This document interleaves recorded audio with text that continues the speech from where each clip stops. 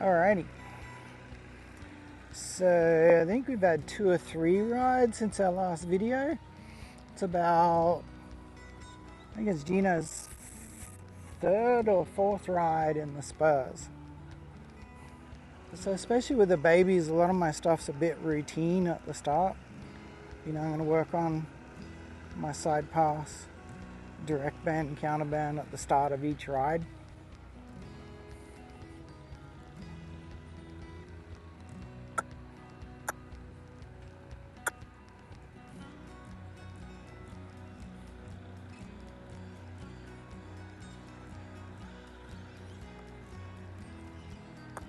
Good boy. Gino's kind of been showing a little bias towards wanting to be bent to the right rather than the left. Only a little. So when we do our circle, he's a little stiffer on the left side, getting him to flex in. And you can also see it in the side passes. When I side pass to the left, he'd rather flex to the right than stay too straight. And as much as I try to slow his front and bend him, can't quite get it done. But that is a great job for a snaffle bit, because a snaffle bit can be very, very precise, like this side of your mouth or that side of your mouth. It's because the Bosal or Hackamore draws underneath his jaw. Sometimes lateral flexion can be a little bit of an issue. I'm slowly getting a little bit more flexion on him too, so that direct flexion to the inside, I do like a lot of bend. And if you could think of this as kind of like, the yoga section for our horse. I want a lot of strength and flexibility. So as he gets better, I want him to stretch around and relax his neck and ribs a little bit more. We know he can obviously go around there because he can itch himself on the side if there's a fly biting him, so it's not anything you can't really do. So yeah, we'll let him eat with a snaffle bit. So I'll put an old bridle on and I'll hang it reasonably loose. So for him to eat with a snaffle in his mouth, he's kind of got to pick it up and hang on to it.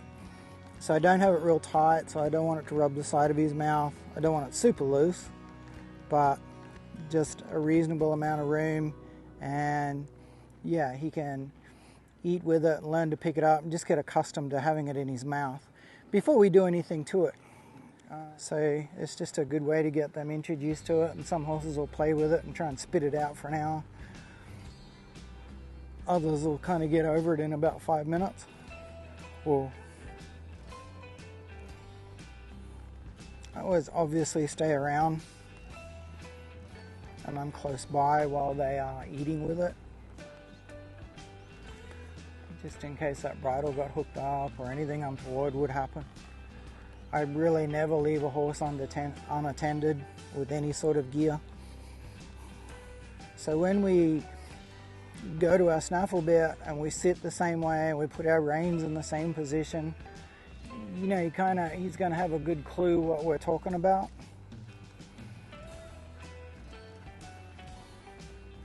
And the left rein is because I need a little bend this side, and then I'll bring my outside rein over and ask for his shoulders to follow through.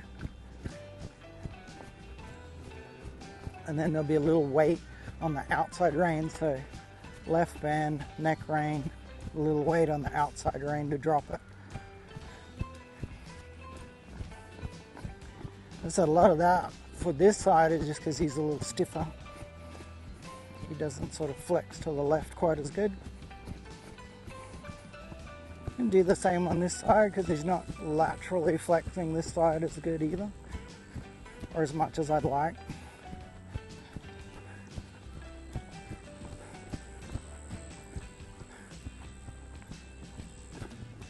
But he's doing a really nice job of listening to everything now, and he's pretty much straight onto it as soon as I start to move him around with my inside leg or outside leg. He's straight onto it. So only be another maybe ride or two, and then we'll pop him in a snaffle bit. And then we'll give him another few rides and he'll he'll kind of be towards the end of his breaking or starting stage, and he'll go off to his owner. G'day, thank you so much for watching. If you could like, share, subscribe, turn on the notifications bell, that would be awesome. Thank you. Cheers.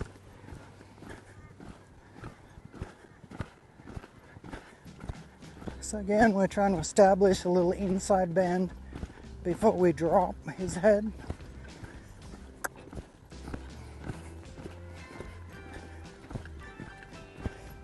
Oh. And sometimes with establishing that inside bend, because that pull is coming from under his jaw, we'll get a little inside and we'll get him to drop anyway. We won't have to use that second rein so much. And Bozels traditionally is sort of, your rein should be a little offset. But as they get better, you can tend to handle them together like you would a bridle rein.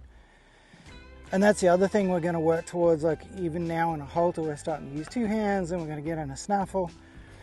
And we're going to use our two hands, but we're still going to ride him like we're preparing to be one-handed.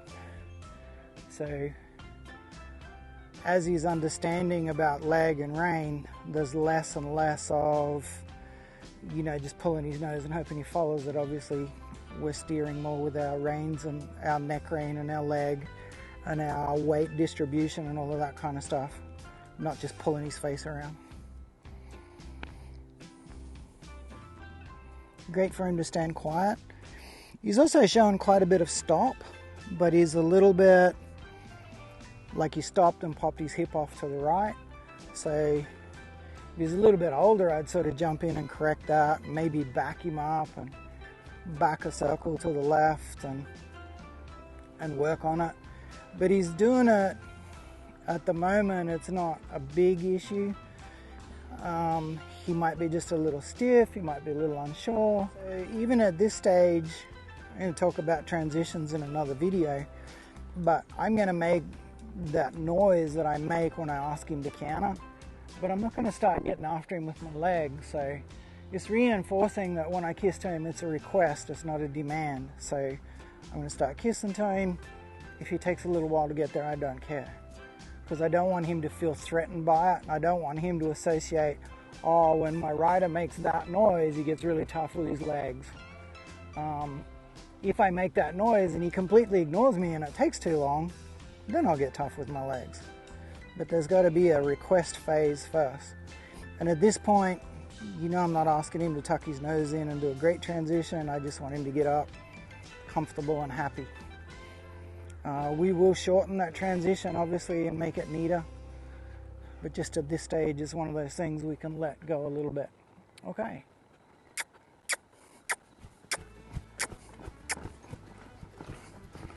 That was pretty cool. So yeah, there's no extra leg on that. He's already learnt that, you know, kiss means canter.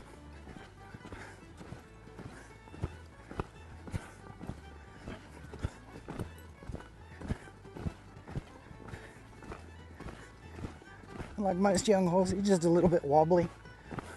Sort of drops in, drifts out, puts his head down, lifts his head up. We just kind of keep fishing him back to the middle and then letting him go.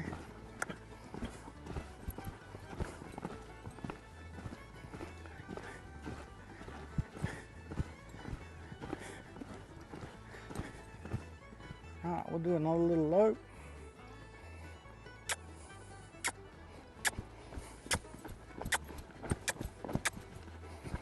So that time I actually held the rein a little bit and tried to keep him framed up a little as he took off. Because he's giving me plenty of, like, yep, I'm happy to go. And he knows what soft is. Just thought I'd try for a little bit through the transition.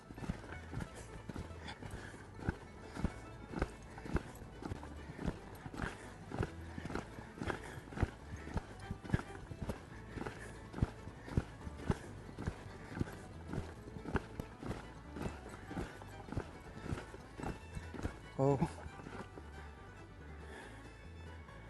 This is a little better. He stayed a little squarer that time. So we'll lope off again. We'll do that same thing. I'll just ask him to hold his frame a little bit while he takes off and see how that goes. Not going to be too insistent about it, but just going to encourage it and see what comes up.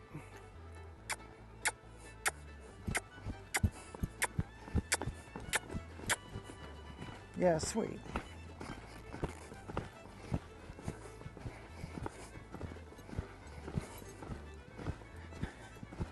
So he's already learning, like, when he goes to speed into that transition and elevate his head, he runs into pressure from that bosal. But if he just takes off nice, he keeps his head down, he doesn't run into any pressure anywhere. Oh, he does have to use his hind end a little bit more to strike off.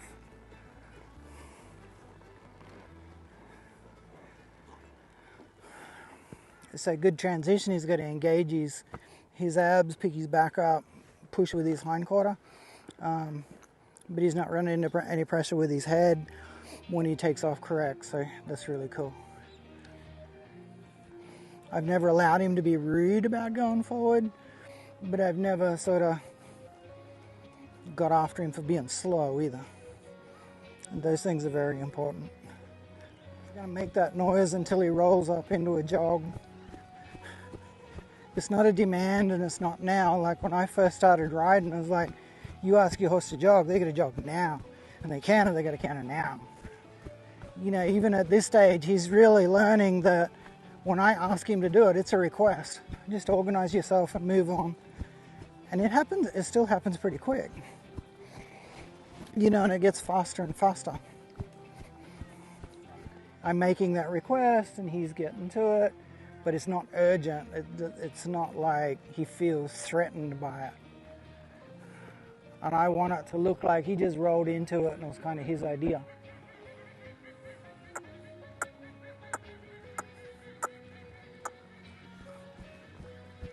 Now, of course, if I clock to him and then stab him with my spurs, it's not going to be his idea. He's going to go, holy crap, you know, he's going to jog on, but he's not going to do it nice. As I just keep clucking to him and he goes, oh, I know that means jog, I know that means jog.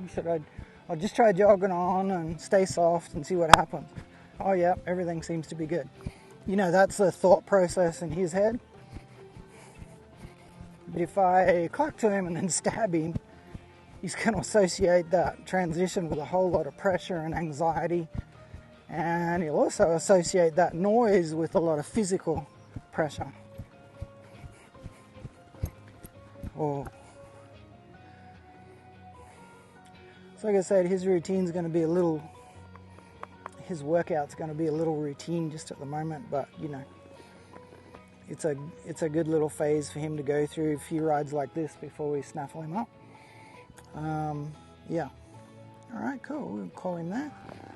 You did a great job.